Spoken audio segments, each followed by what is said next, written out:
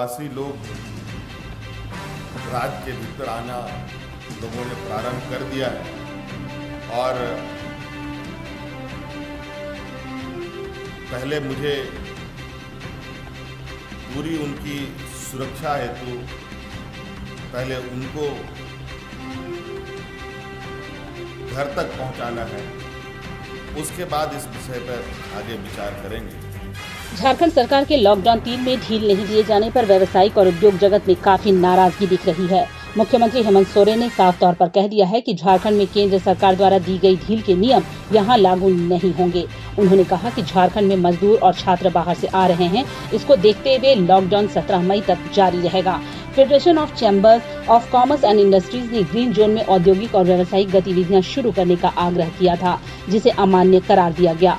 कमोबेश यही स्थिति ट्रांसपोर्टरों की भी है। चैम्बर के अध्यक्ष कुणाल आजमानी का कहना है कि ग्रीन जोन वाले जिलों में सभी तरह की गतिविधियां शुरू हो गई हैं।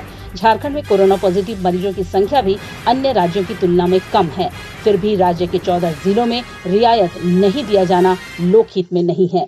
राज्य में 2000 से अधिक छोटे और मझोले उद्योगों में भी बहुत कम में उत्पादन हो रहा है।